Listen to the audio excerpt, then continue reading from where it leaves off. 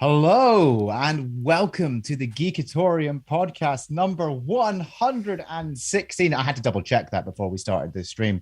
Now, as always, before we go ahead, there's going to be a spoiler alert as we are going to be talking about the latest episodes of Obi-Wan Kenobi, episodes 3 and 4. We're going to be talking about Stranger Things up until episode 5, and we're going to be talking about the first episode of The Boys. We also have a sodium story all about the MCU because that seems to be our favorite sodium story source.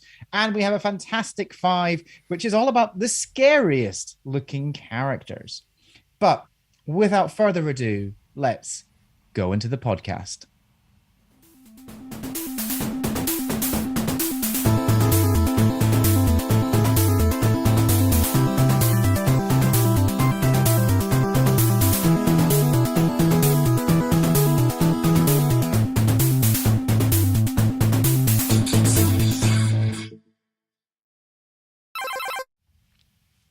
Look at us. Oh, is the intro stopped? Yes, it has. I can't hear it. No. I thought you'd be able to. You're going to have to give me all the cues. Oh, okay. You're going to have to be the one that starts it all off. I have no idea what's going on. It's amazing. How are you, buddy? I'm good. I'm feeling a little more slick this week. That's what I'm feeling, you know. Why? What, because of our fancy intros and, you know. Not that you oiled yourself up and slid into the stream.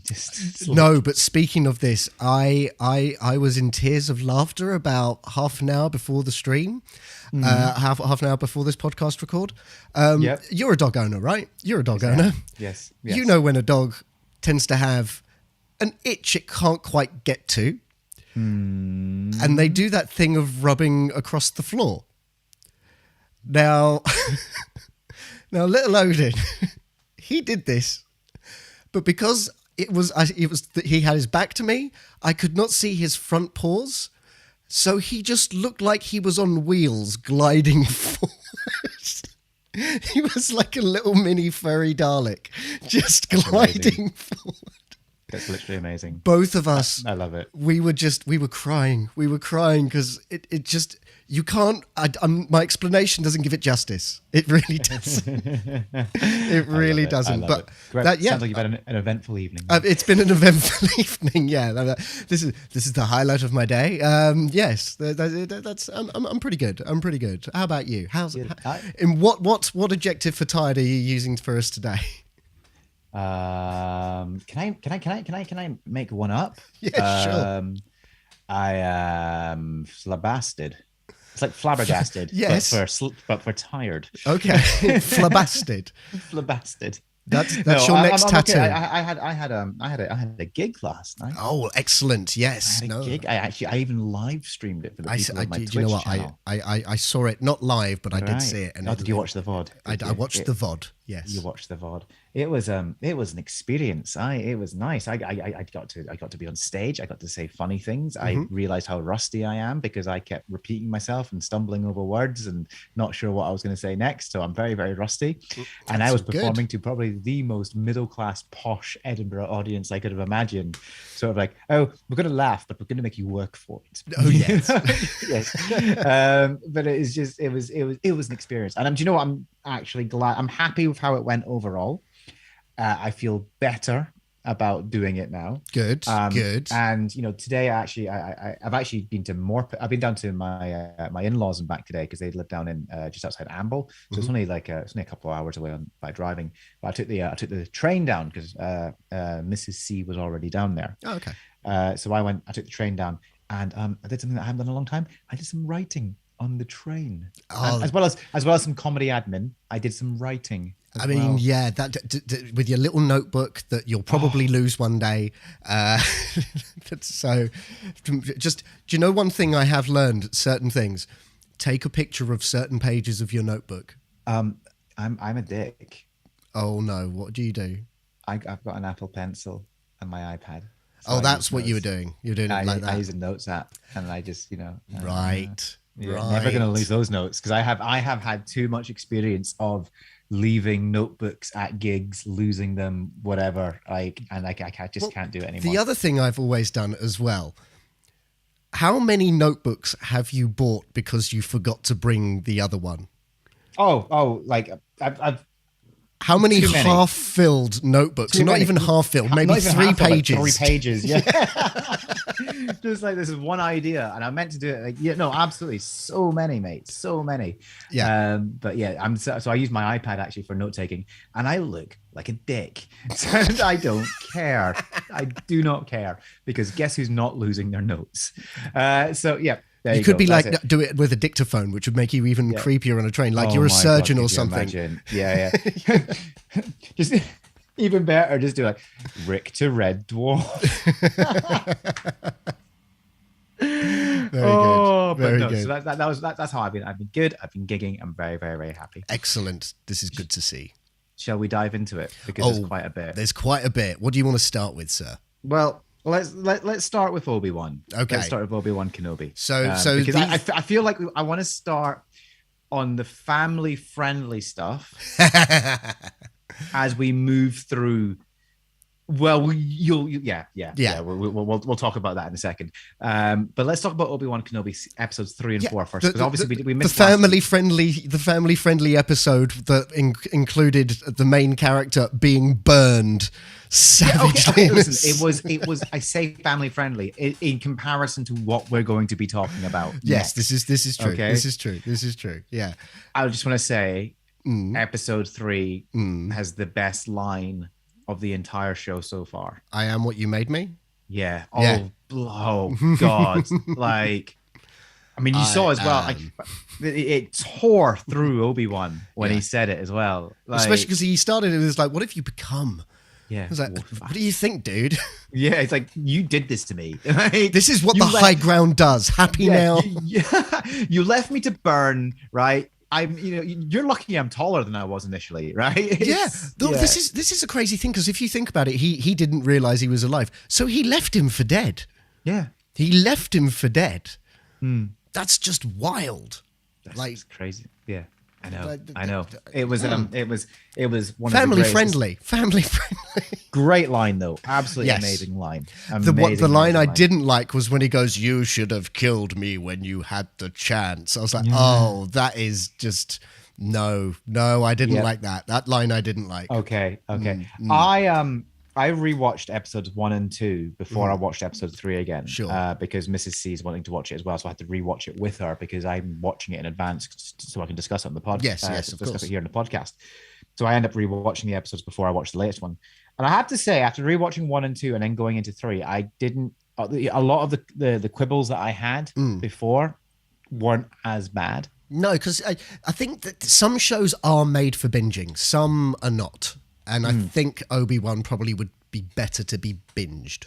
This is the thing. I think it's a movie. I think it's a movie. It's not a TV series. Well, it was supposed to be. It was supposed to be a movie. However, right. So let's get over, like, let's talk about 3 and 4. Like, what we liked. I liked a lot of it. Right? I liked, Darth Vader. I was really pleased that they brought it in soon. And they really showed you how, not just how feared Vader is, about why he should be feared. Well, he broke someone's neck just for the hell of it. Like, yeah. Well, no, he's doing that thing. He's doing the thing the Grand Inquisitor said was just like, all you need to do is just fuck some people up and the Jedi will reveal themselves. Yeah. And that's what he's doing. He's drawing him out.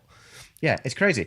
I really struggled with the episode initially after watching it, like, with seeing how feeble Obi-Wan was with his lightsaber against Vader. Like, Vader was just absolutely demolishing him, and I really struggled with it. And I realized that my issue wasn't that I thought that Obi-Wan should be kicking Vader's ass or whatever.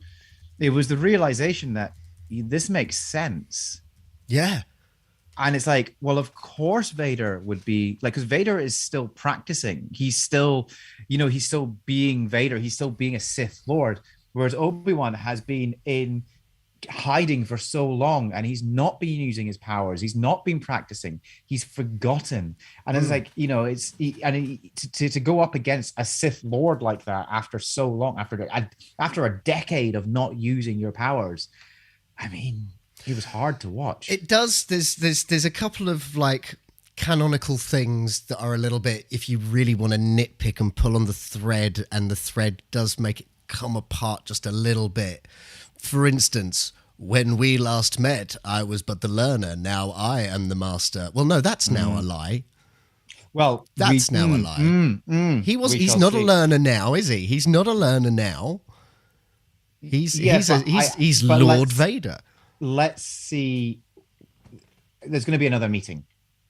There's got to be another meeting. Of course there is. Of course there is. Yeah. But I do understand what you're saying. I mean, I know what you're saying.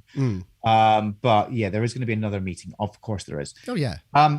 I generally, I mean, like whenever I love, Ewan McGregor as Obi-Wan is brilliant. And anytime he's on a screen, it's just phenomenal. Yes. I think Leia's brilliant. I think the actress playing Leia. Yeah, she's very good. The whole thing with the loader droid and all of that. What if he wants to say something and all of that? The relationship between those two is just brilliant. So those are things that I like. Now, as I said, go on. Did you like Zach Braff? What was Zach Braff? Oh, was he the? He was the mole man. Yeah. So let's talk about that for a second. Yeah. Right. I liked that. So I like they landed on the planet. I like that he was all for the Empire, and because he's one of the Proud Boys in a lot of ways. He's like that.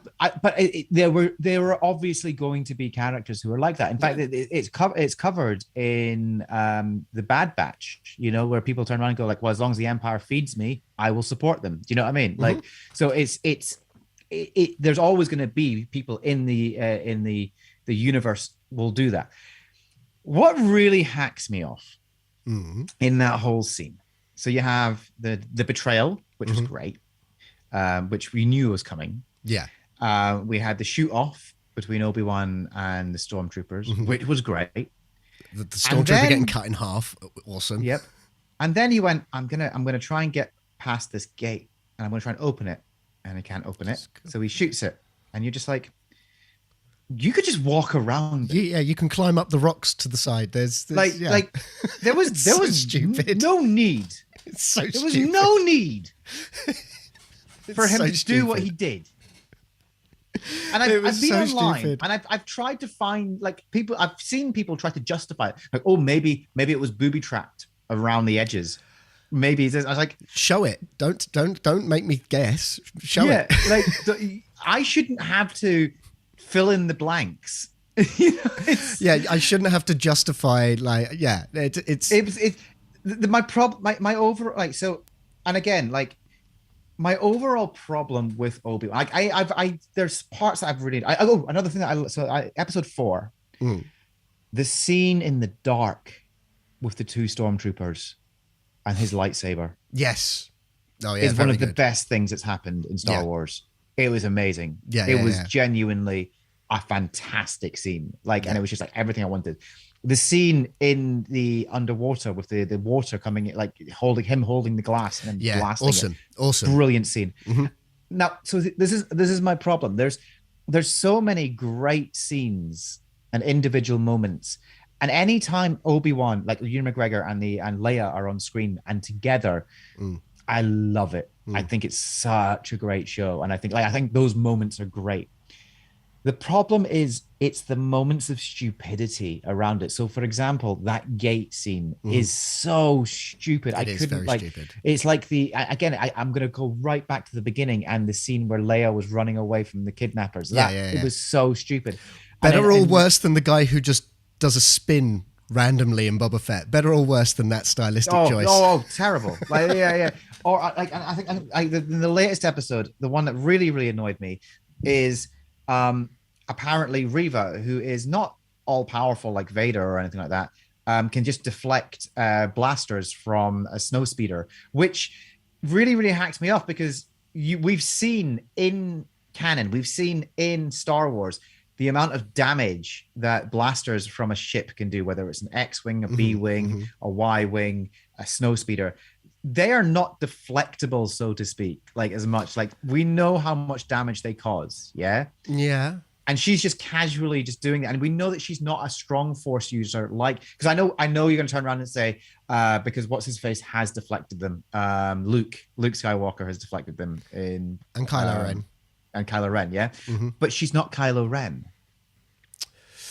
No, but I will say she's had a hell of a lot more training than Luke has, than Luke ever did at this point in his force using career.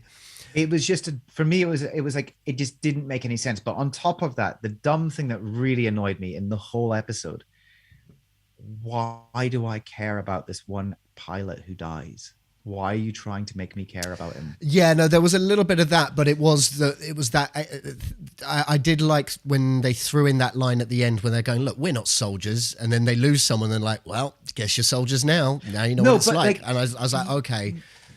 Because the rebellion doesn't properly exist at this point. But the that rebellion would make doesn't more exist. sense. That would make more sense if we had more of a relationship with these characters. True. And we had zero relationship with these characters. Zero. No, we have, up, yeah. They turned up, rescued, one of them died, and then we're supposed to care. And it was like, and it's just, I think this is what's fundamentally annoying me about this show, is that there are so many moments that are really, really great, really, really enjoyable, and then there are just really brain dead, dumb moments of writing that are just like don't make any sense. Yeah, I mean, I do remember that there being some rumors of like troubles when it came to the script and the way it was all coming together. Like, I think they rewrote everything. Because other than the pandemic, this was meant to be made ages ago, like ages and ages ago, and it was supposed to be a movie, and then Solo bombed, so they went, hey, we're not going to do an Obi-Wan movie, but maybe we'll do a TV series. I know Solo shouldn't have bombed. It shouldn't have bombed, but you know, it did. Well, Solo shouldn't have bombed. Solo was much better than people give it credit for. And I do think this. I think this would have benefited from being a movie. I think this would have been a better movie. I don't think we would have had Leia kidnapped twice. Like, I wonder if we'd have had Leia in it at all if it was a movie. I do wonder that, because again, this is one of those threads that you can pull at. When Obi-Wan dies in A New Hope, and Luke is devastated, Leia doesn't seem to give two shits. She should give more than two shits. He's not just someone who she knows worked with her father. This is someone who saved her life on countless occasions, not only from being kidnapped, then when she fell and he used the Force to stop her from falling, then he rescued her from being tortured, and all of this stuff. And she's sort of like, oh yeah, I'm so sorry your old man friend died. No, she should be absolutely devastated at that point. I guess the justification they'll try and use, and I'm not defending this. I don't want to. Is it was 10 years ago, and she knew him as Ben Kenobi, not Obi-Wan Kenobi, whereas Luke knew him as Obi. Everyone is calling him Obi-Wan. Everyone is calling him Obi-Wan. No, I know. She's the only one who calls him Ben. Have you noticed that? Yeah, she's the only one. Everyone else, like when they're there, when he finds out that Anakin's alive, and they, she's shouting, Obi-Wan! And you're just like, everyone knows it's Obi-Wan. Yeah. Everyone knows. Yeah. So, as I said, I am enjoying it, but it's just like, in every episode, there's something that's so stupid, it's hard to overlook. Yeah. And it takes me out of it a little bit. It's that thing of, it's the George Lucasisms, because there's a bit of that in a lot of just George Lucas, like original trilogy stuff as well. Like dumb things like parsecs being the complete wrong measurement, and then they've had to retcon the actual reasoning behind the concept of 12 parsecs being like not a measure of time but actually a measure of distance, and blah blah blah, and all of this. That's a dumb thing. There's lots of those sorts of things. It's that thing that, as you say, it's family friendly. This is still aimed at kids. But it is still a little bit dark. This is not aimed at kids. This is aimed at the kids who grew up on the prequels. This is aimed at the 18 to 54 demographic. Yeah. Okay. But yeah, so I mean, I'm enjoying it. I am enjoying it. Yeah, but it's just I'm frustrated because for all the great moments that are in it, there's at least per episode there has been one dumb moment per episode. Yeah, no, it's a very flawed show, but like the scales are imbalanced. Like it's you know, because Yeah. the This is good definitely a stuff Sith is heavy. really good. The good stuff is really good. The bad stuff, there's a lot of them, but they're not that bad that they tip the scales one way or the other. Yeah. So you know, it's fine. It's perfectly balanced. Shall we talk Stranger Things? Let's talk some Stranger Things. So I've watched 7 episodes. I know you have, and I gave you we talked about our opinions on the first 3 episodes, I believe. Did I? Oh no, I mean I might have spoken to you. I think off stream. We've just we haven't. I think really we've only talked spoken about the first episode, right? We've only talked the first episode, yeah. Yeah, and I remember messaging. I'm sure I messaged you, and yes. I spoke about it on stream. You messaged me because you just watched episode 4 and you went, okay. Yeah, that's so basically, just I said on my own stream that I just wasn't buying into. You weren't feeling Stranger Things. The first 3 episodes, I wasn't.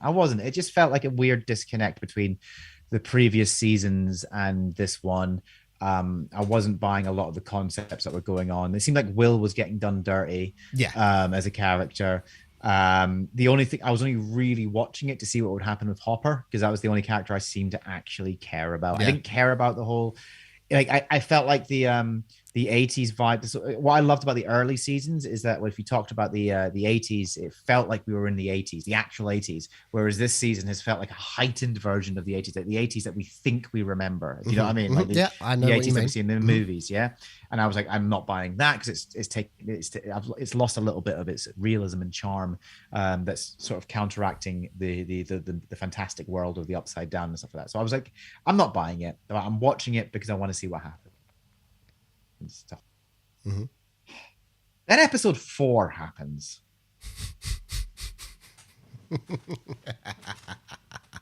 First of all, I mean, Kate Bush's back catalogue, by the way, is just phenomenal. It's like it's insane. It's not just that song. There's not just that song. But her back catalogue is. If you want to hear one of the best pop artists of the 80s, it's Kate Bush every time. Right? It's just stunning.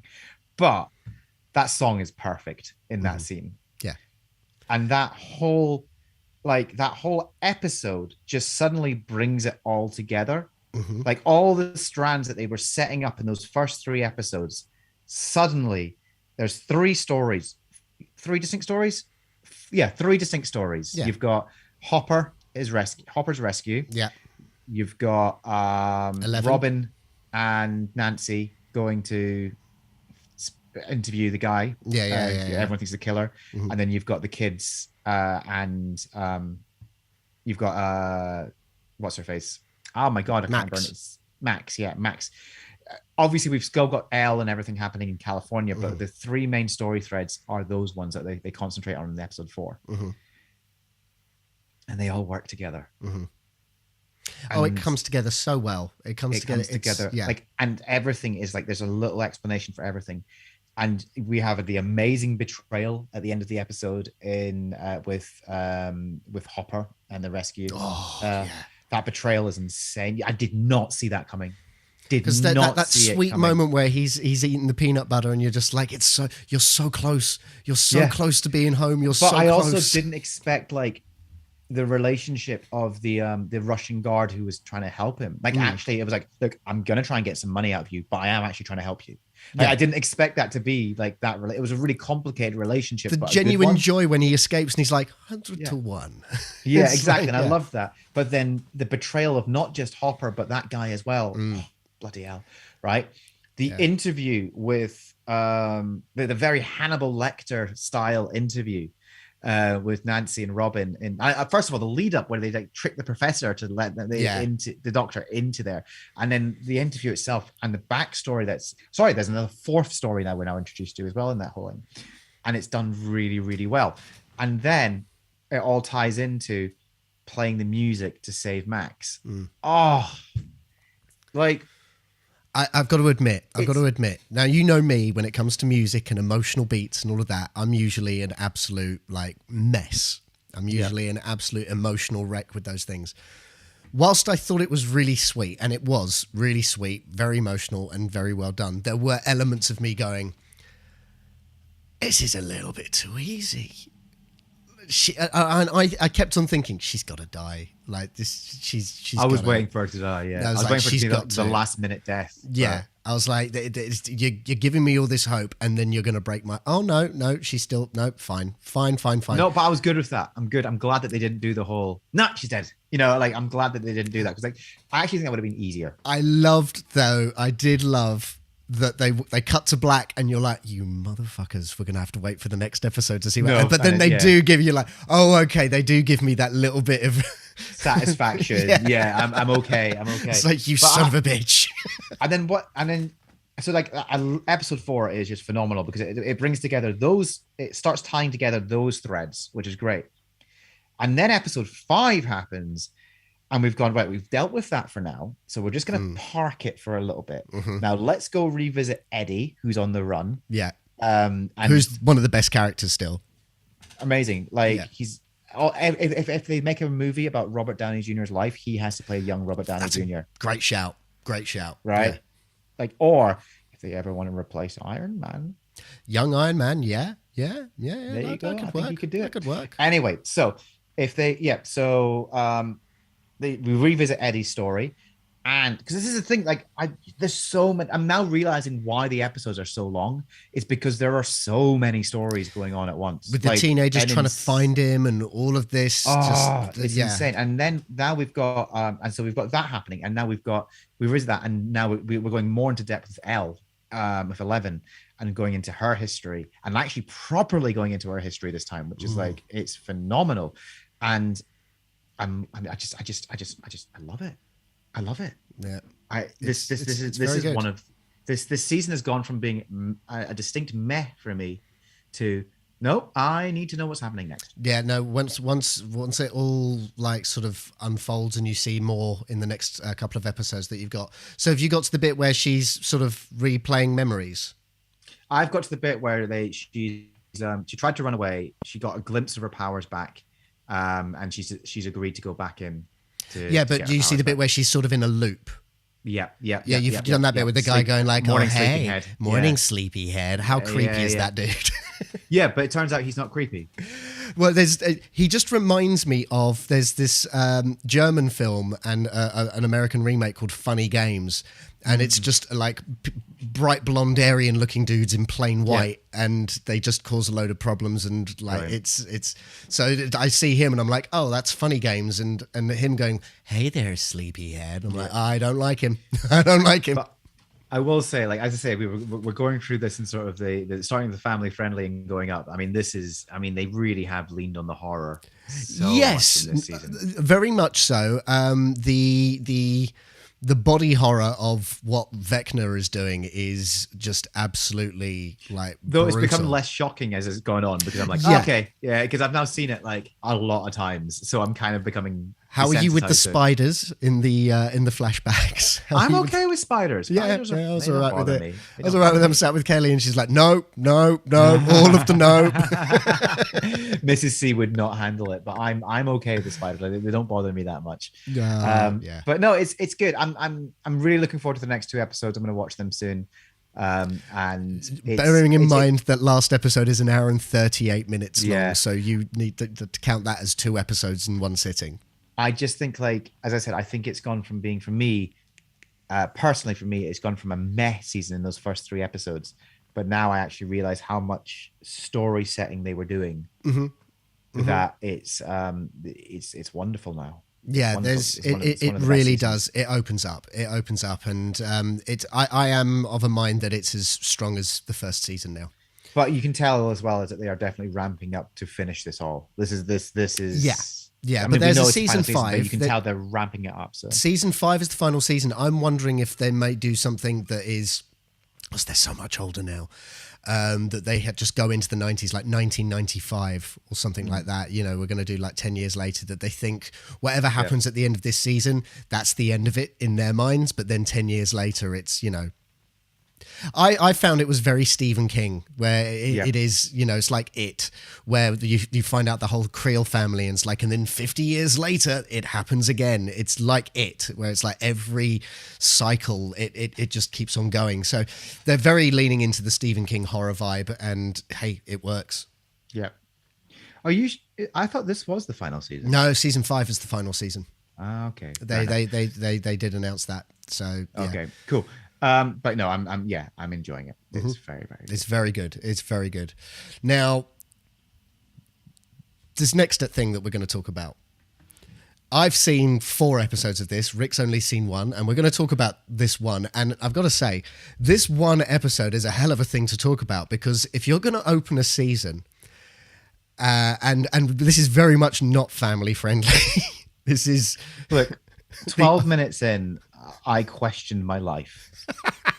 And it's a take on Ant-Man, isn't it? It's everything that people said that Ant-Man should have done in Avengers Endgame, and it's like, okay, we'll give people that thing. We'll give people that thing, except we won't send him up the hole you're thinking of. So anyway, it's the boys, the right? boys. We're talking about, by the way, we're talking about the boys. Wow. It's extraordinary. Now, let's set up the scene, just in case anyone looks. There's spoilers, but I'm just going to explain what happens here. There is a man who can shrink. Termite. Is that what his name? The Termite. Is that what he was Termite, called? Yeah. He can shrink. Very, very small.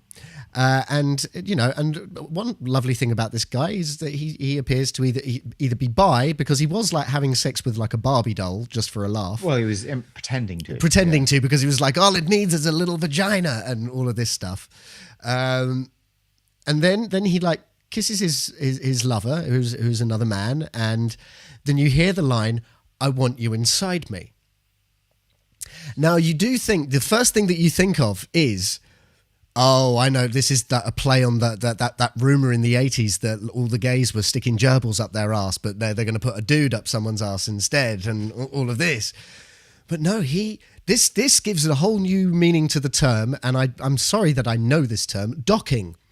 It is it is something to behold, of watching someone go up a man's penis, and then he's stroking the inside of the walls, and he's loving it. He's loving it.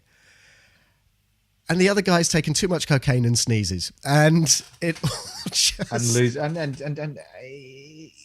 it means that he goes full size. Yeah, and it's actually quite sad, because he was really into that dude, no pun intended, but he liked that guy. He liked him, and he's genuinely upset to have hurt him. I mean, hurt.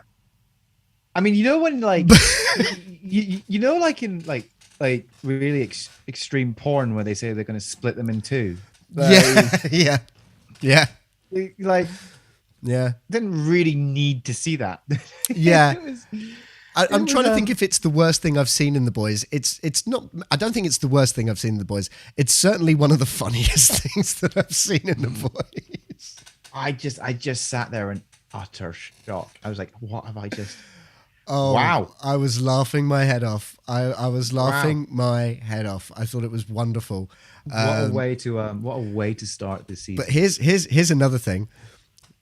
There were a team of animators that had to make what looked like a giant penis for a man to walk inside of. I think it was actually a giant penis. No. I think it was a penis. Well, you think it was a real... I think I believe it. I believe You don't think it was a CG penis? No, I think it was actually a camera. Wow. Like, I believe it was. I might have tried to research. Fact checkers. Yeah. Tell us in the comments. Hang on a second. I'm going to double check.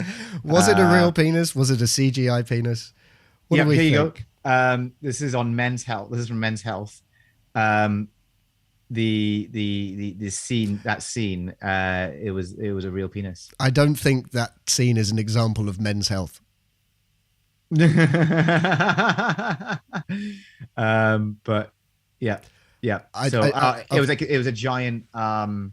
So it's basically the same sort of cameras they used to make Ant-Man, which is the macro cameras. It was a giant model. It was a giant. Oh, it was a giant model. Oh, yeah. So again, my point still stands. People had to make. It wasn't animated. Penis. It was a giant model of a penis that someone. It probably still exists. We can probably visit it and go inside it ourselves. Have you ever road trip? Have you ever have you ever heard of the comedy musical comedy duo Garfunkel and Oates? No, actually. They were around about 10 years ago, something like that. One of them was Kate Micucci, and it was what's her name again? I can't remember her name. I can't remember the name. Anyway, you'll recognize them as soon as you see them. They did a song called "Pregnant Women Are Smug." Which is a great song. I love it. It was true. And there's a bit in it where they are literally crawling through a giant vagina and get given birth to, and it's just wonderful. If you ever get a chance to see that music video, there was a comedian during the Edinburgh Fringe who started every show by jumping out of a giant vagina at the beginning of every show, and he was one of the first.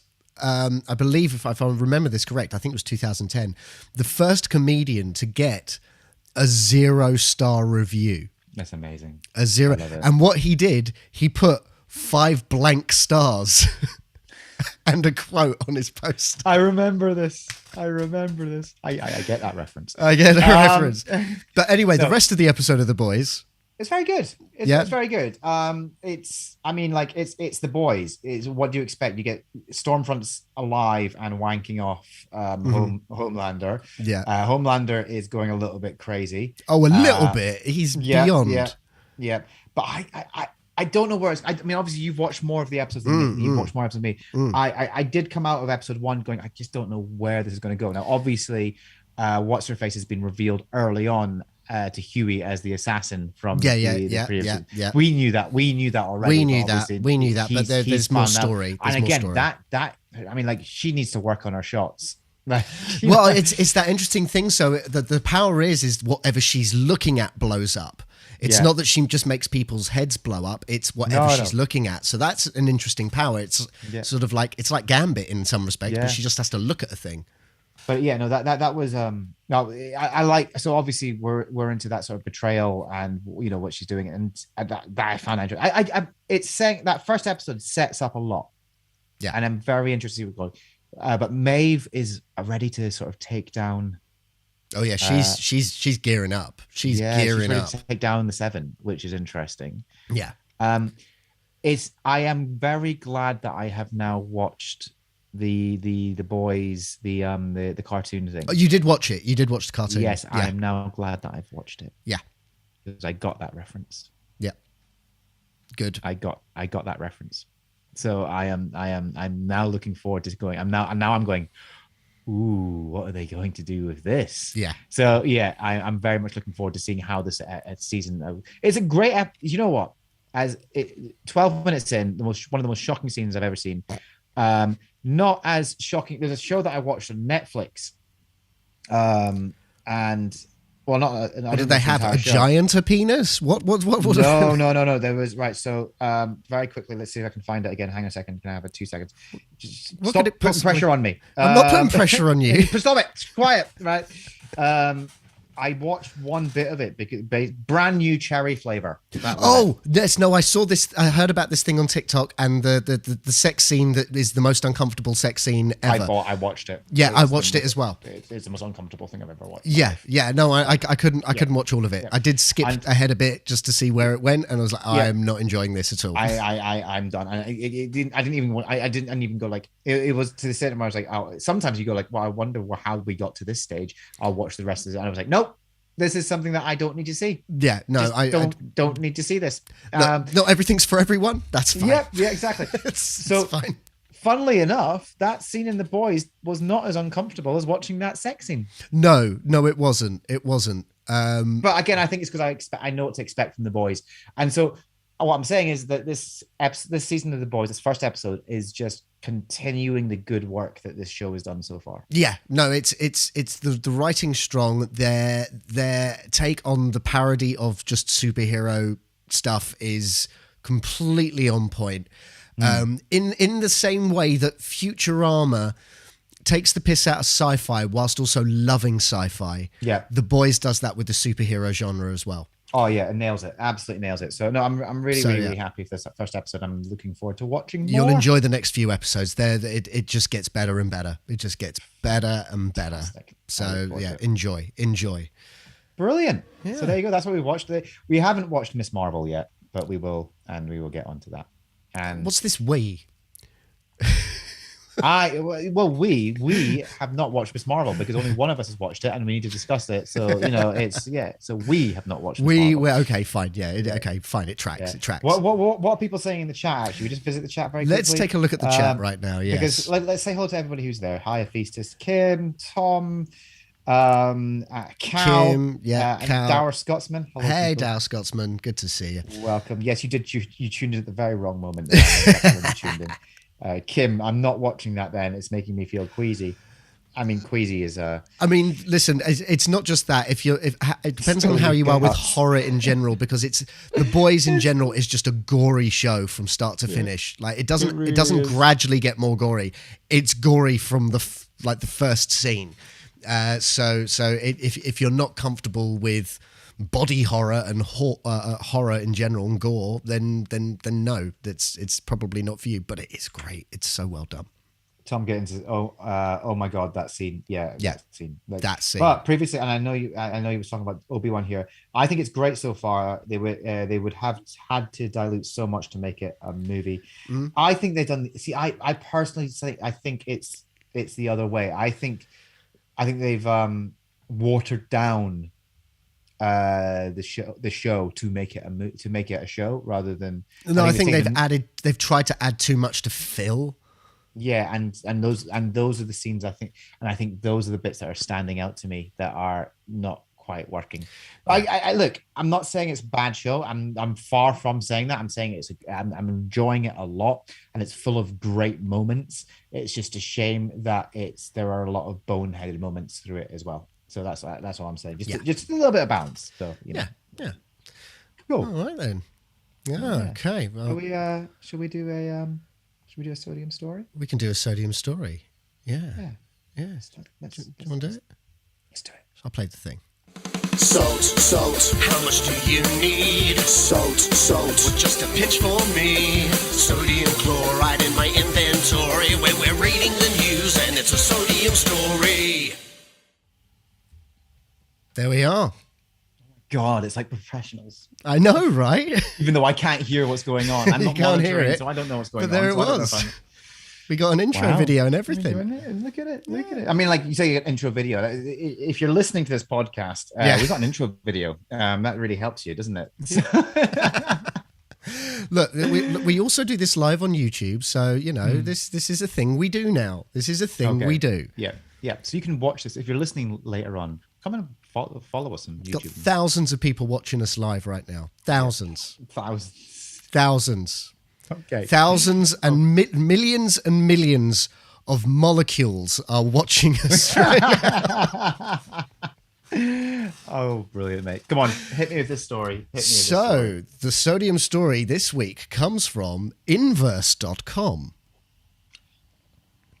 Go on. And it's that there is a leak. There's been a leak that they are making plans for properly making World War Hulk. Oh no, I didn't see this story. I saw another story on Verse, and I almost submitted it as. Okay, but yes, World War Hulk is now. But it does say in this story, a sketchy new leak suggests that the film may be one of Marvel's biggest Phase 4 titles, and it seems that it would be two films. Sorry, what?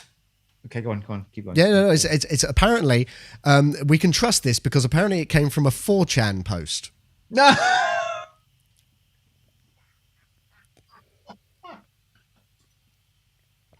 So yeah, take with that what you will. And also the user who posted it was anonymous. Oh, yeah, definitely trustworthy then. So, according to the user, the project will be split. It will split the World War Hulk story into two movies. The first following Ruffalo's Bruce Banner as he journeys into space to find his son Scar. So, this to me would suggest that he figured out that he fathered a child when he was in Hulk mode for 2 years whilst on Sakaar, and apparently named his child nearly after the planet he was on, just minus a letter. The adaptation's second half will allegedly feature appearances from multiple MCU heroes who come together to decide that they should kill an out-of-control Banner before he causes too much destruction. Now, have you read World War Hulk? No. It's actually rather interesting. It's quite sad because it's the Illuminati, Doctor Strange, Mr. Fantastic, Iron Man, Namor, and there was another one, I think, I can't remember who. Black Bolt. They all just decide that Hulk is too dangerous, so they trick Banner into like going into this sort of rocket, and then they just send him into space and just go, "Sorry, mate, you can't stay here anymore." And they just literally exile him and just send him into space. He ends up on this planet, and he lives as like a gladiatorial warrior, and then ends up becoming king of this planet. But lives entirely as the Hulk, like never switches back to Banner. And then he was going to go, I think there was going to go, I can't remember entirely what happens. Then he was going to go on another trip. But then his family, his wife and kid were on the spaceship he came to that planet on. Yeah. And it blows up. And he believes that the Illuminati set it to explode with the intention to kill him, but instead it kills his family. So Hulk then travels to Earth, mightily pissed off, wanting to kill everyone on it. Mainly the Illuminati, and to shame the Avengers and all of that. And, so that's sort of the crux of the comic book story. It's a bit dark for the MCU, if you ask me. It's a bit dark to go in that direction. But what are your views on what you would want to see if it came to this kind of story in this? It's going to be part of Phase 4. The Phase 4 that they've already announced everything. I don't think this is going to be part of Phase 4, but it wouldn't surprise me if this was part of Phase 5. And if this could be, to me, the Civil War that breaks up the team before the Avengers level threat. They're not going to introduce a family for Bruce Banner to kill them. No. They're going to...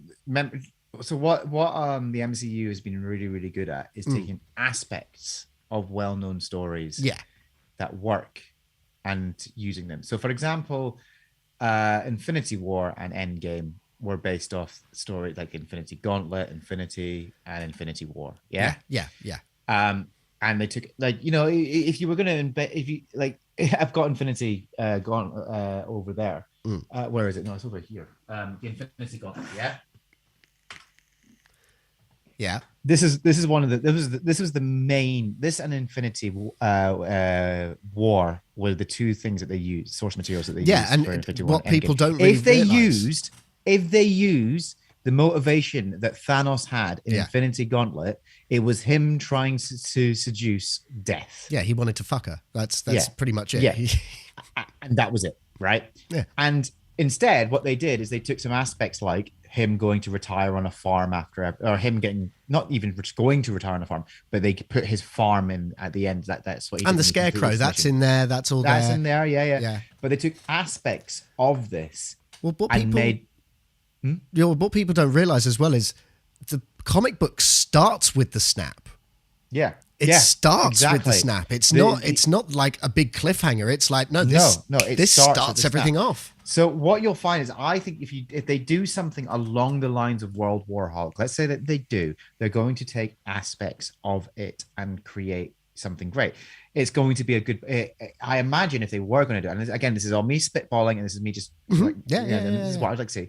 It would be Bruce Banner's goodbye to the MCU. That's what it would be. It would be Mark Ruffalo saying goodbye to the MCU. It would be his swan song. It's his end game, as it was for Chris Evans and Robert Downey Jr. Yeah. So it would be his swan song. I imagine what they would do is, it would probably play on the idea, because we've seen it before in Ultron. We would see an out of control Hulk. Yeah. How that comes to being, I don't know. Would it involve space travel? Potentially, yeah. Maybe what happens is that he does come up. He loses control of Hulk, the Hulk persona. The Professor Hulk reverts back to being Hulk, and Hulk is angry at being this whole thing for years. Like, it turns out that it wasn't entirely willingly. and he's angry at the situation, what happened. He's beat just trashing things because he's destroying everything and taking out these years he's of repressed sentient anger. being, for crying out loud. He's his own man.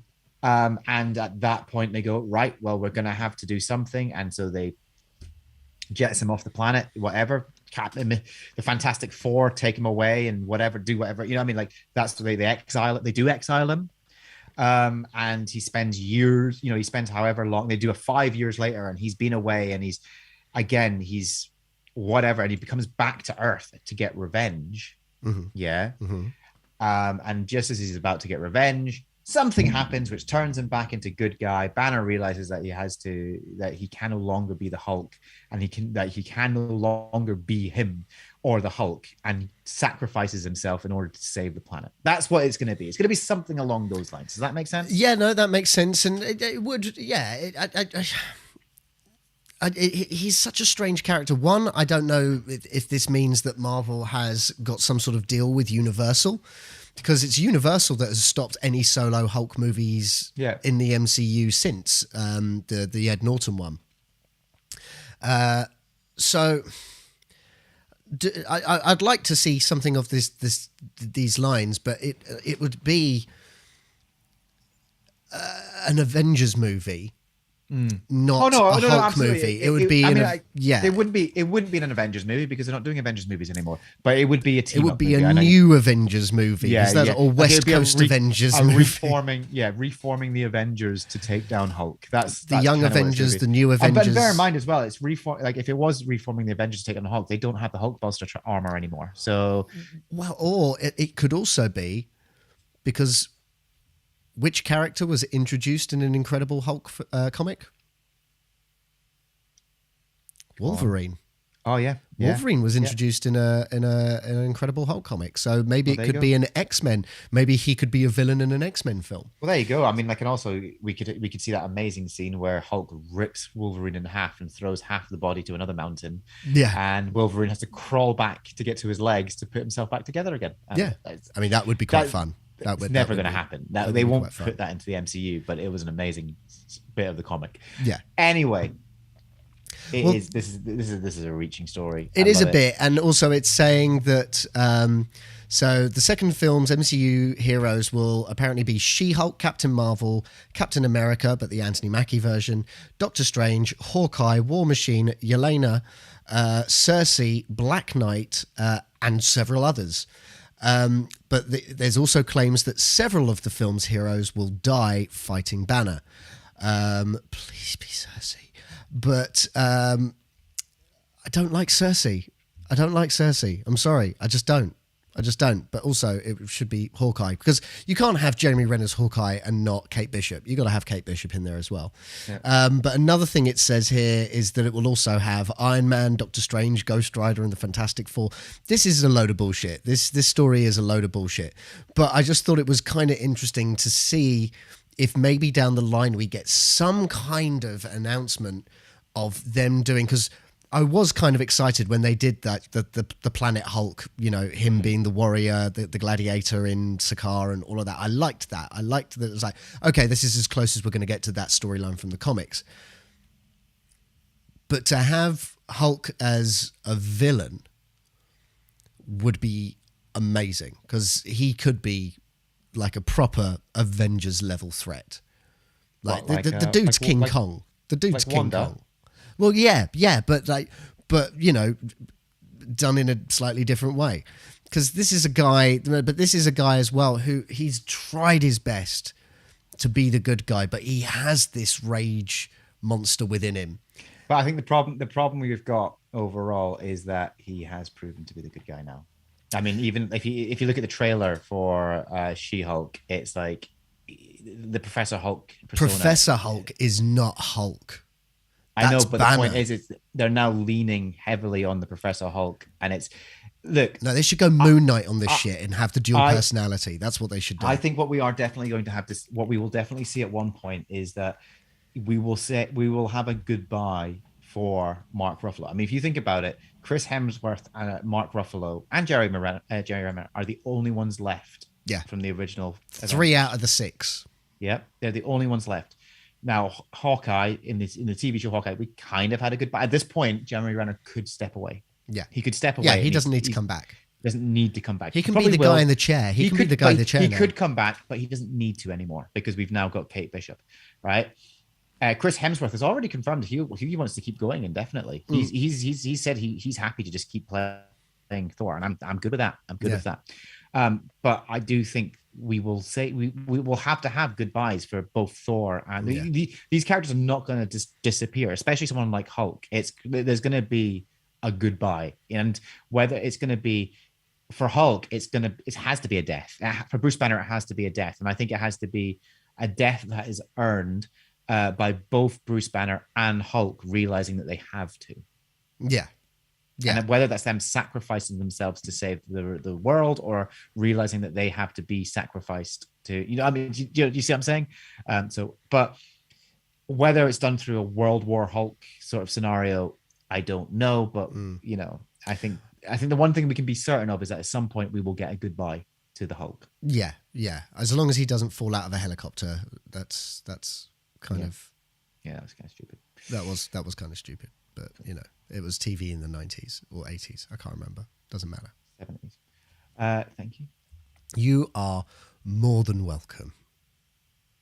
Salt, how much do you need? Salt, with just a pinch for me. Sodium chloride in my inventory, where we're reading the news and it's a sodium story. And we're back. Oh, we're back. Oh, good. Thanks for letting me know. Thank you for letting me know. Right. I appreciate I'll figure out a way for you to be able to hear it. Yeah. I'll figure it out. You do that. You fix that for me, yeah? No. Brilliant. Should we go on to our last section? We got a last section. I don't have a video for this one. We don't have a video for this. So we're just going to dance. We're just going to dance. You're going to dance, and I'm just going to sit here really awkwardly. I think you're going to end up hearing this one as well, so you'll have a cue for it at least. Oh, really? But we're going to rank stuff because you know what it's time for? Go on. It's time for our Fantastic Five. Let's do it. When your brain is in a twist, cause you've got to make a list of the best things of all time, or the worst things we can find. It's a fair and fabulous, phenomenal, Fantastic Five. I got that reference. Good. 3 times I've managed to say that in this podcast now. If only we were doing our titles the same way, that would be the title of this week's podcast. I know. Right. Do you want to explain what it is? We were supposed to do this last week, but obviously we cancelled last week. We cancelled last week, but so it's all to do with... Not we were cancelled, we cancelled. Yeah. After this week's episode, who knows? We talked a lot about big penises, so maybe we should talk more about vaginas next week to balance things out. I don't know. Cool. Anyway, this week, because we've been watching things that we saw Vader being scary, we've got Vecna being scary, we've got giant penises being scary. Giant penises being scary, but there's something about the sort of design of a character that looks scary. That looks intimidating, that looks just repulsive or whatever, that gives you the heebie-jeebies, as it were. And whilst they're good examples, Vader and Vecna, we thought we'd rank some of our other favourite, scariest-looking characters. Yes, let's do it. Yeah. So shall we do it? Do you want to go first? Or I'm happy to go first if you'd like. Go on then. My number 5, this is a bit tame. And some people might go, but I don't care, because I remember the first time I saw this character, and it's a character called Electo in one of the least popular of the God of War games, God of War Ascension. She's the final boss. And she turns into some really horrible, vulgar squid monster kind of thing.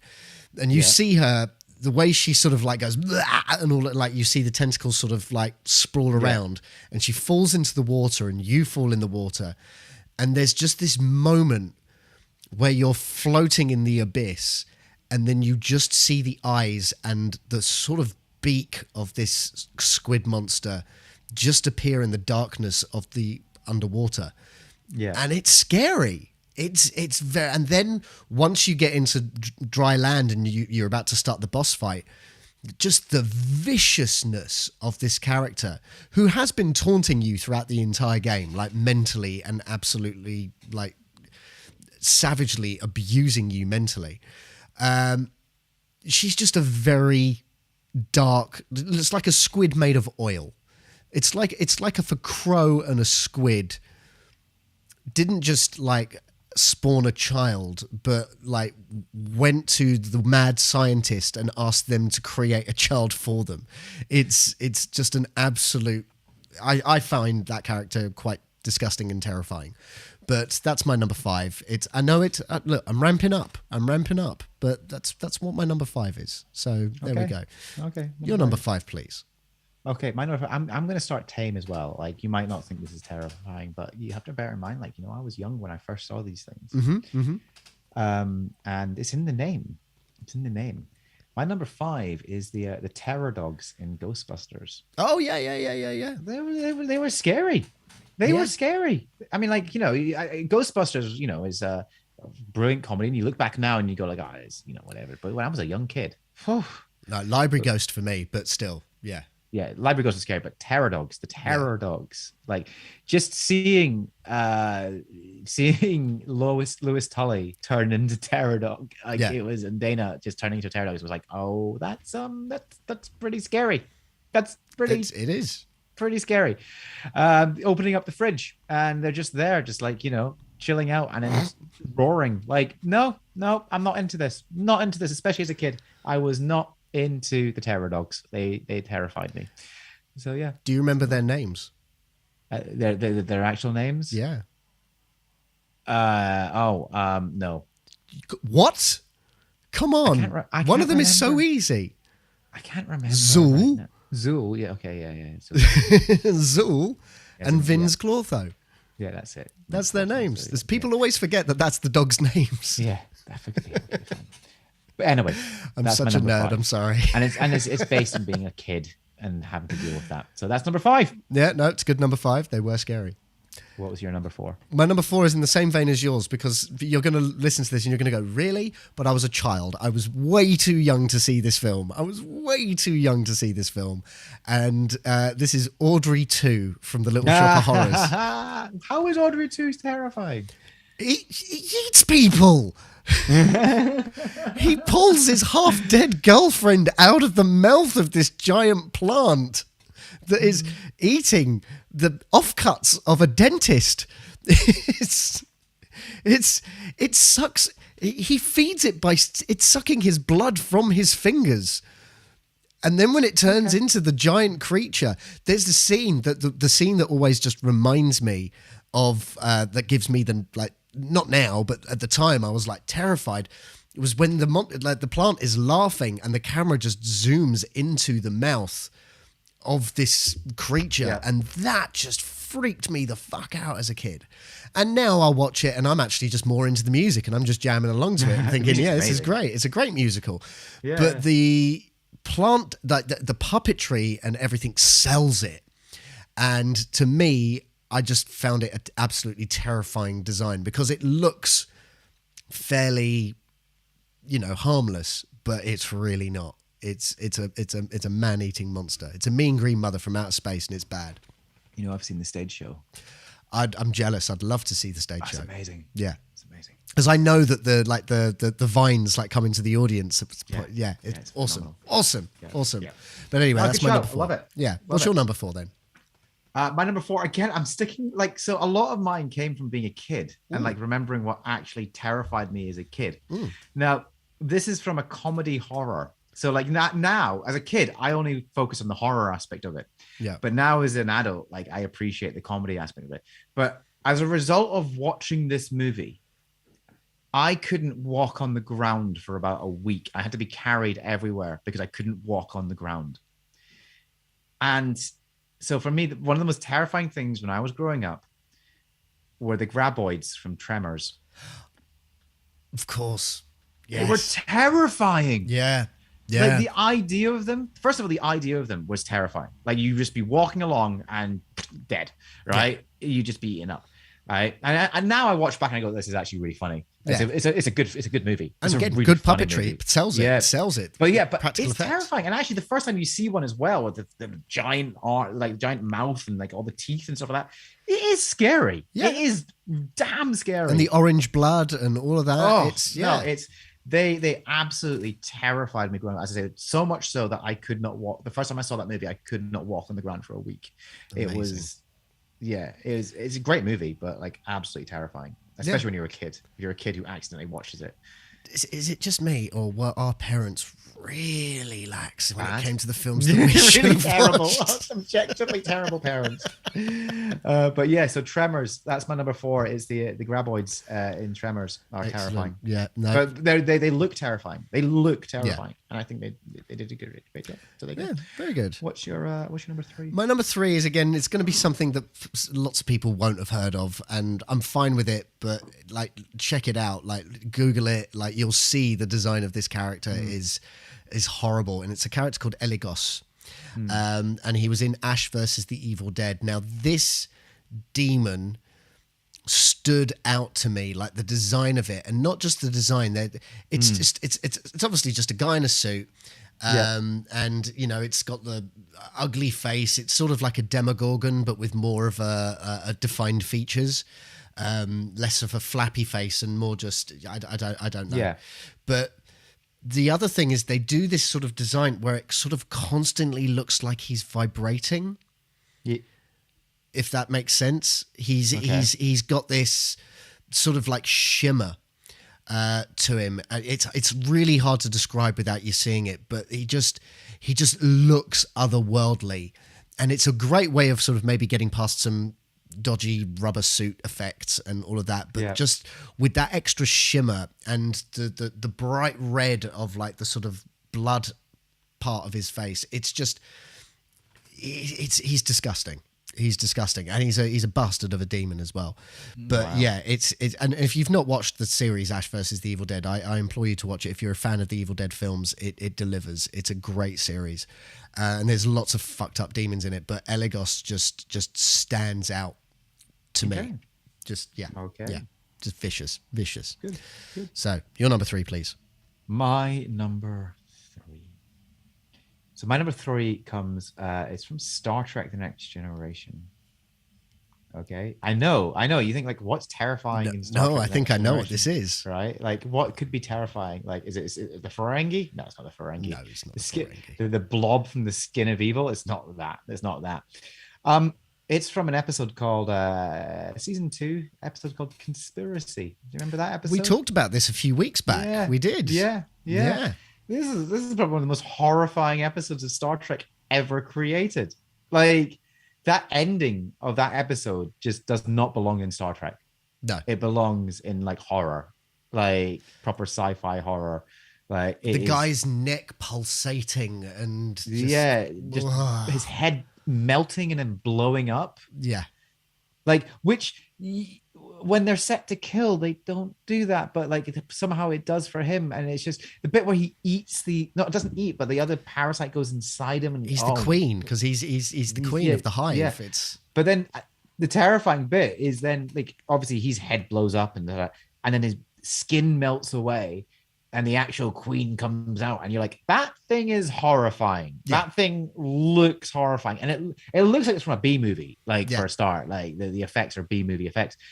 But it's there and it's horrifying and it's terrifying, and it's like, and especially, I started watching Star Trek. I started watching Next Generation, not when it first came out. Like not the first couple of seasons I didn't watch when it first came out, but I watched them on repeats, obviously in BBC, in BBC Two.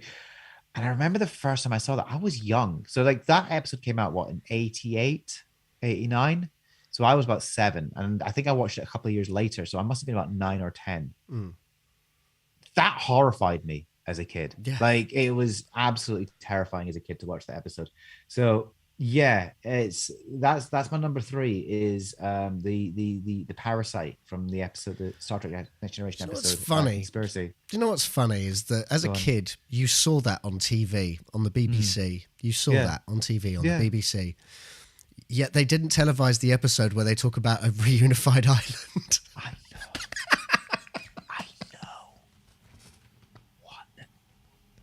The unification of Ireland in 2024. Yeah, we can't televise that on the BBC. No. I mean, it's coming. They're on track, aren't they? Like, oh my God, can you imagine? Star Trek. Okay, Star Trek predicted it. It predicted it. What's your number two? My number two, this is more of a classic one. It has a proper name. His name is Seth Brundle. You remember Seth Brundle? Yes. Seth Brundle in a particular form. Not quite. Seth Brundle is Jeff Goldblum in The Fly. And it's certainly not Seth Brundle at the beginning of the movie, and it's not Seth Brundle at the end of the movie. It's the in-between phase as he's slowly transforming into the Fly that we know and love, where the fingernails are coming off, where he's picking the teeth out. Yeah. Where his hair's, his eyes, and not just that, when he starts vomiting the white acid on people, like, he is a terrifying character. Now, have you seen the Vincent Price original Fly movie? The original The Fly? No, not the original. No. It's a psychological horror. It's fascinating, and it's spooky. It's scary. It's disturbing, and all of those things. But nothing as gory. And the fact that they go from that film to what they make, what Cronenberg makes in that movie, how utterly terrifying. The body horror aspect is amplified. He is, and then he can crawl on the walls. He's like the worst version of Spider-Man. Yeah. He's just scary. He's just utterly terrifying. And yeah, he sort of looks like Quasimodo, but without the endearance, the endearment even. I can give you that. But Seth Brundle, Brundlefly. Well, not quite Brundlefly. Brundle larvae? Yeah, Brundle. What? Seth Brundle in Good The shout. Fly. Yeah, mid-metamorphosis. That's a really good shout. Fly's an amazing film. Awful. So, your number two, please. My number two is now this is technically cheating, but not. Okay, because it's scary looking characters. You can't cheat at your own game. It's fine, dude. Yeah. Like you said, scary looking characters. Now, technically, this is one character. Yeah. But it's made of three characters. Okay. It's one character made out of three characters. So it's a transformer. Three individual characters that make one character. And it's terrifying.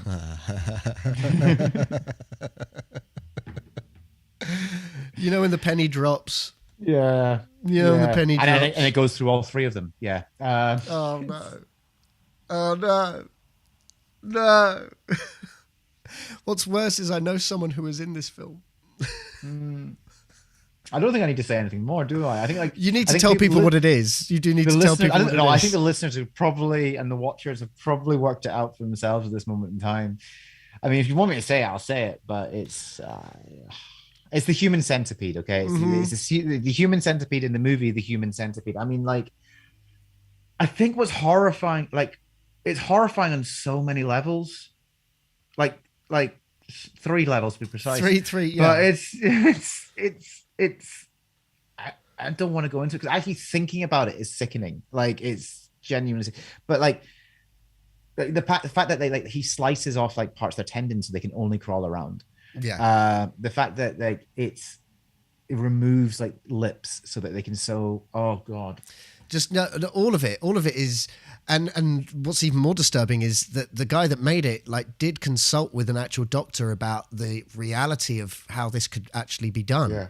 Yeah. So he really thought about it a little bit too much. I know. And the first time you see, I've seen that movie once, and I'd never want to see it again. And I remember the first time the character of the human centipede appeared on the screen, and you're just like, nope, I'm done. This is horrifying. And I think it's so horrifying because, as you said, the guy consulted with an actual doctor. There is an actual reality where this could actually happen, and it's this reality. Yep. The ones I've spoken about so far have all been about they're fake. They're it's writing. Yep. Someone consulted a doctor about how this could actually work. and it Which end would you like to be? none. I'd like to be the end of the movie and walking out the cinema. Like, yeah. I mean, I'm wishing I'd put this as number one now, but you'll understand in a second why I put my number one as my number one. But this is terrifying and it's horrifying. It is. Yeah.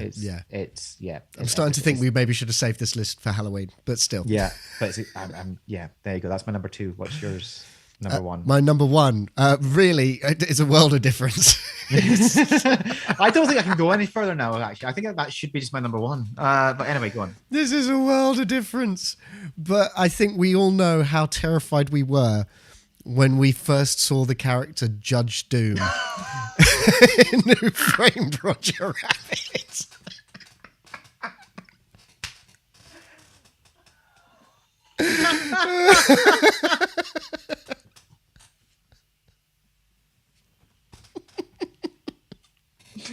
And we're done. What a difference to go from. To go from fucking human centipede to Christopher Lloyd with a Jedward haircut. I mean, really, that is quite a terrifying image. But yeah, no, Judge Doom. Not only there's all iterations, terrifying. Like all iterations of Judge Doom. Yeah, just him with the hat and the glasses and the coat, terrifying. Mm-hmm. Well, it's Gestapo, isn't it? So yeah, it's yeah. But then when he. And again, we don't. I believe we talked about this a few weeks ago as well. You never see the tune that is Judge Doom. What we see is like the human. We see the rubber mask and the eyes. The eyes are as much as we see. Oh no, the eyes and clearly the interchangeable weapons he has on his hands. He can get the big old chainsaw, the big old axe, the big old hammer. That changes. Or the buzzsaw even, not chainsaw, before any nitpickers get at me, because I can just feel it. I could feel it. But the eyes, the voice, and as I said, the Jedward haircut. There's something just utterly disconcerting. It's that mix.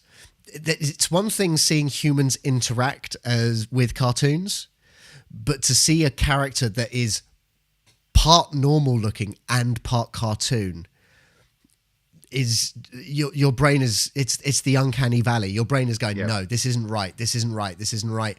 And it's playing the uncanny valley for that reason.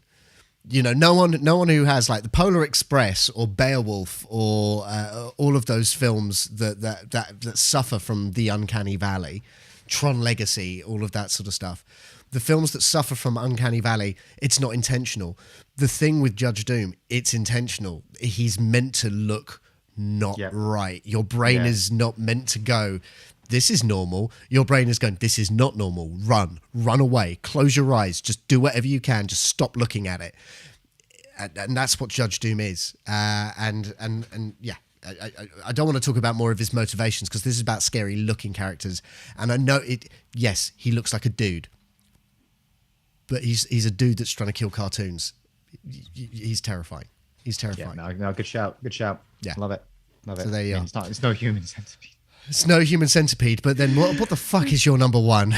Yeah, I mean, genuinely, like, okay, like my number one, it's a xenomorph from Alien. It's gotta be. But which one? Because it's a character, right? Which character? Which one? Well, this is the thing, because like actually they are all different. Yeah, they are all different. So we're talking about the first Alien film here. This is what we're talking about, okay? Sure. But we could be talking about like facehuggers.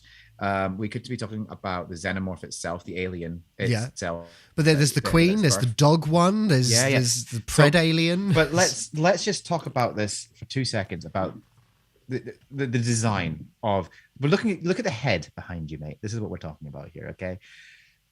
All of it is designed to elicit homosexual oral rape and to make male viewers uncomfortable with everything. Childbirth, all of that. All of it is supposed to be the most horrifying versions rape and childbirth and everything. And it is absolutely terrifying. It is a terrifying thing. And on top of that, one of the things they did is that they could have gone alien, and they did go alien. Like, they don't, but they made them look eerily human.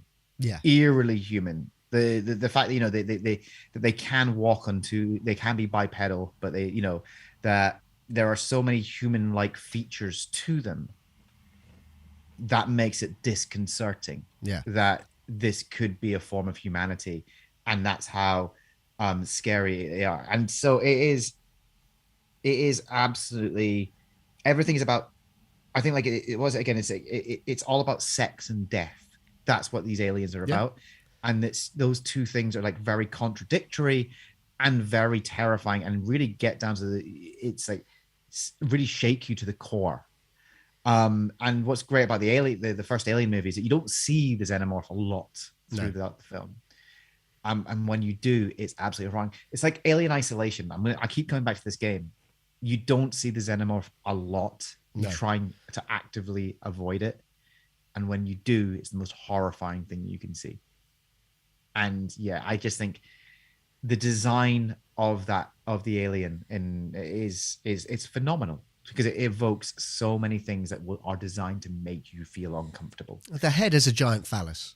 Exactly, and it's brilliant. So it's just and has a phallus within the phallus. Yeah, it's a phenomenal piece of design. Yeah, phenomenal piece of design, and absolutely terrifying. So yeah, that is my number one. Is a xenomorph. I don't think I'm getting any sleep tonight, Rick. Yeah. Human, you're going to be chased by a human centipede and a xenomorph in your dreams. So enjoy that. I'm going to watch Roger Rabbit after this, because maybe Judge Doom will be welcome after this entire conversation.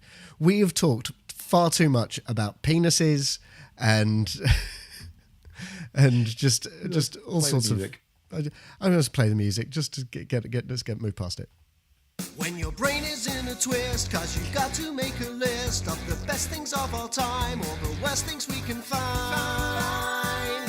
It's a fair and fabulous, phenomenal, fantastic five. I don't know if that was a fantastic five.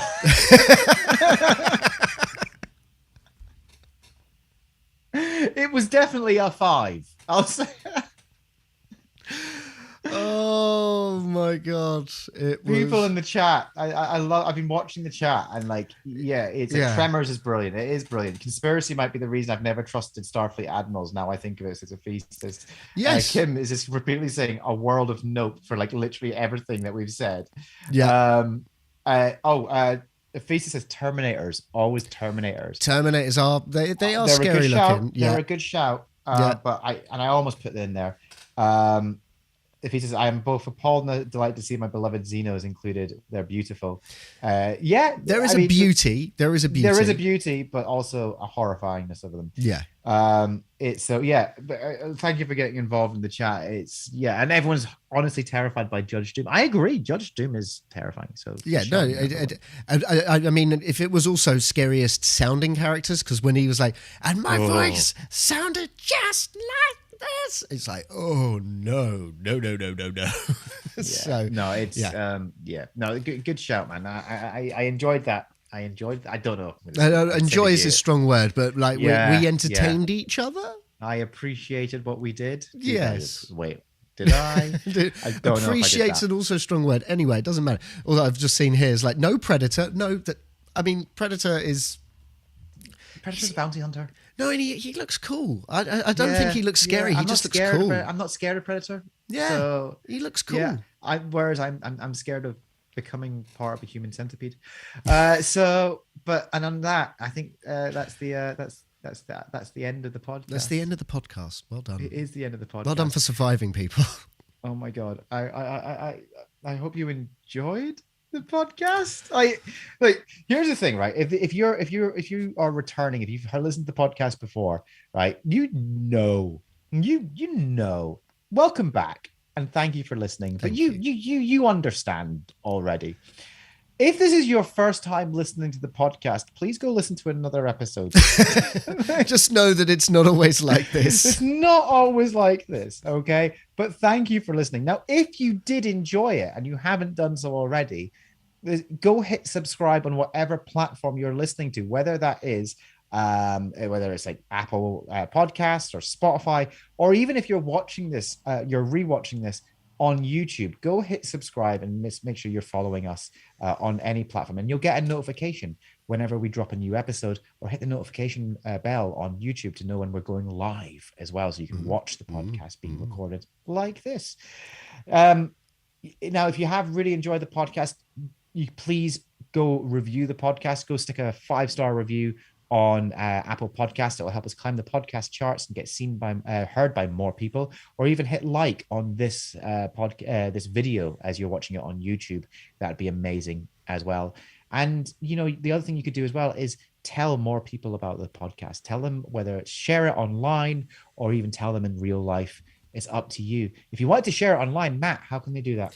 Well, the main ones, Facebook and Twitter. You can hit the retweet button on Twitter, hit the share button on Facebook. If you want to add your own comment to it, you can. You can do a quote tweet or just add a comment on your share. But we always put the links in those spaces, so share it around. Don't just hit the like button. It's very helpful if you also hit the share or retweet button as well. You can also hit the like button when we do these posts on Instagram. That also helps us out a little bit as well. We both, Rick and I, stream on Twitch. Come say hello. We play games and we chat and we play music and we do all sorts of stuff on there. Not always together, but in each other's hearts we're always together. But anyway, the other thing you can do, don't make that face, you love me. The other thing that you can do is we have a Patreon. It's just a way for you to just help us out a little bit. Consider it me holding my hat out and being like, please sir, help. Please, madam, help. Please, just to give it a little something, just to help us, try and make these podcasts better. We got to pay for someone to maybe make an intro for the Fantastic Five section. So, that would be nice. So all those things. So Facebook, Twitter, Instagram, Patreon, if you want to financially help us out a little bit, and Twitch, if you want to, just have a chat with us. We both stream several times a week. So, we're available. We're available. We're accessible. I wouldn't say we're available. We're both in relationships. This is true. We're accessible. We're very accessible. Thank you so much for listening or watching. We will be back next week. Bye. Bye. We're still here. We're still here.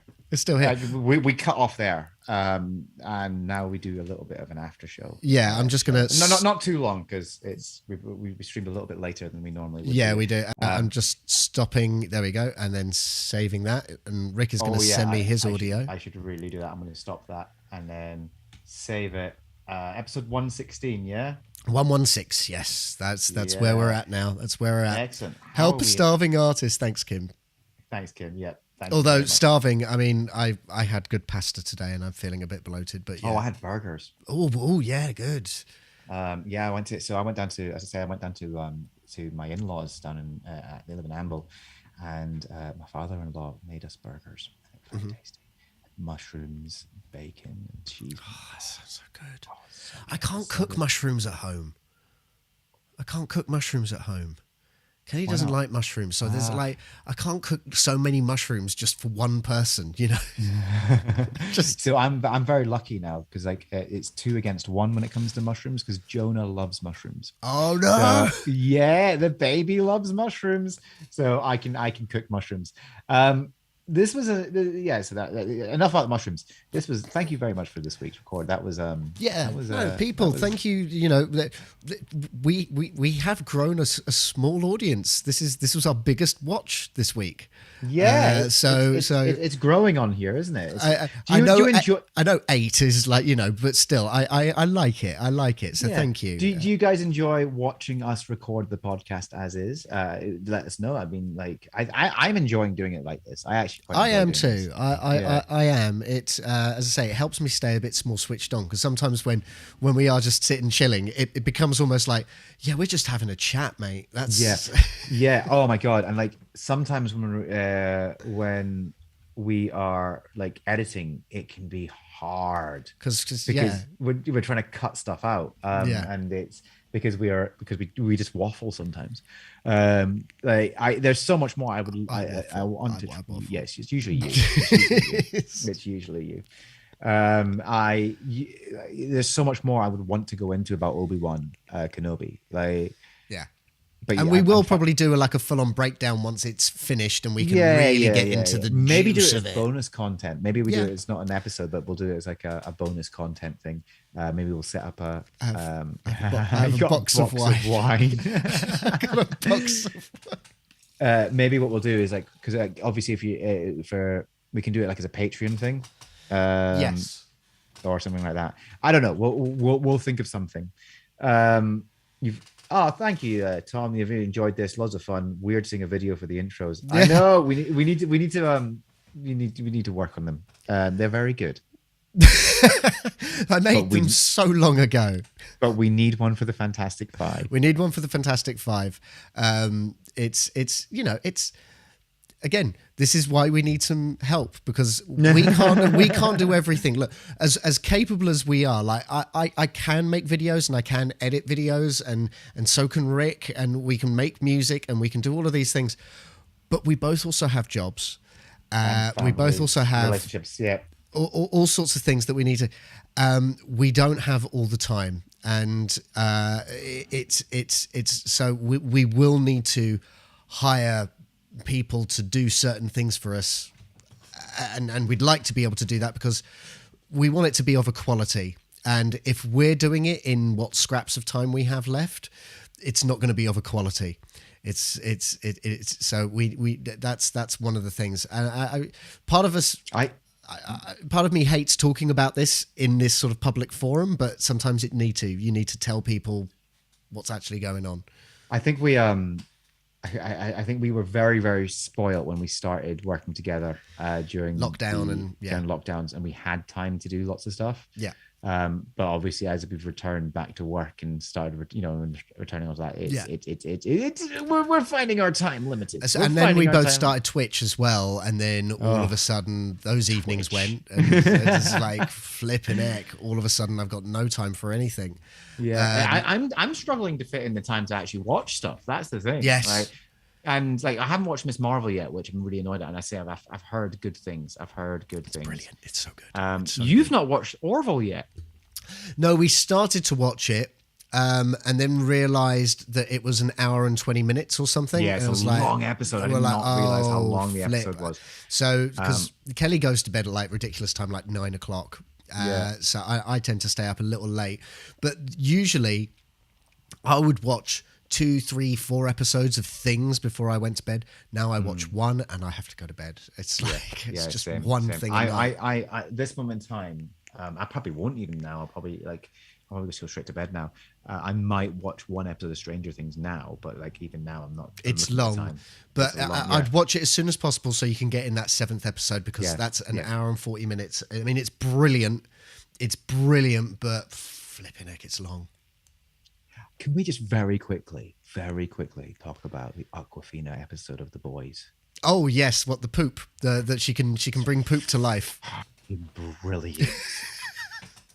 I loved it so much. I used to not like Awkwafina. I didn't think she was that funny. But ever since Shang-Chi, she's great in Shang-Chi, yeah. Yeah, and I've watched her in a few things. She's great in Shang-Chi. And then she's great in Crazy Rich Asians. She's great in as well. Yeah, I haven't watched that yet, but she's great in Swan Song as well on Apple TV Plus. She's great in that. And there's just over the last couple of years, she's starting to do stuff, and I'm starting to go, no, she's actually quite good. She is good. What was the thing that I first saw her in was Ocean's 8. Right. Well, I've still not seen that. And you don't need to. I know I don't. And I feel bad that you know what I mean? I feel bad about not. Yeah. I know, but it also has James Corden in, so you don't. Then I definitely don't need to see it. Go fuck it. Yeah. But yeah, she's just very good. There's something about her voice that I think it's that thing of it's an acquired taste because that voice is grating at first. Yeah, and I think that's what initially put me off her, but now But it's so distinct. You hear that voice, you know it's her. It's and it's like, and at that point I go, well, I think I'm going to enjoy what's going to happen next. Yeah, do you know what I mean? Like that's now I kind of trust her as a performer. The sad thing is because she's obviously a brilliant character actor. She can't really be a lead. I don't think she's the goofy sidekick. She's the goofy friend. I agree, unfortunately. But yeah, what people are saying in the chat. People, that was fun and bonus points for Zeno mention. Yay! Tom Gittins, I've really enjoyed this. Loads of fun. Weird seeing a video for the intros. Yeah, right. It is very weird. Look how professional we're becoming. Hire Beck Hill, we've been told to do. We can't afford Beck Hill. Oh, I love Beck Hill. I love Beck. I love Beck immensely, but I can't afford her. Tom Gittins, getting old sucks. Tired from being like, mate. Yeah. Also, Tom saying, honestly, I'm not sure I ever want to meet the writers of The Boys. Those are some messed up imaginations. Well, it's produced by Seth Rogen, isn't it? So, it's the guy who also Kripke is the guy that made Supernatural. And Kelly has pointed out, the senator he's talking to at the beginning, a guy called Robert Singer. Yeah, that actor played a character in Supernatural, also called Bob Singer. Is the actor called Bob Singer? No.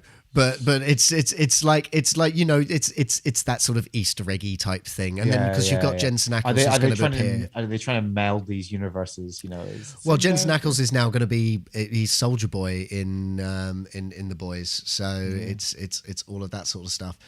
Yeah. But you'll enjoy the next few episodes, and the imaginations. It's going to get worse because there's I've not read any of the comics of The Boys, but I've heard many. I want to now. I've heard many stories about an issue called Herogasm, and Herogasm is going to be an episode in this series. And I remember they announced it saying, they said we could never make this episode. Here's the script. So, okay. Yes. We shall see. We will. But we should probably hit that old dusty trail. And I just realised I should not have done that in this white T-shirt because lovely. This white T-shirt needs to be thrown away now. Folks, thank you so much. Thank you so much for watching. Have you made a closing screen? I have not made a closing screen. So we're just going to end abruptly. It's just going to end. Abruptly. We can't even raid because it's not Twitch. But no, they are making raids are coming to YouTube. Raids are yes. Yeah, that's going to change everything. There's quite a lot coming to YouTube streaming, and I'm kind of it might be starting to turn my head a little bit.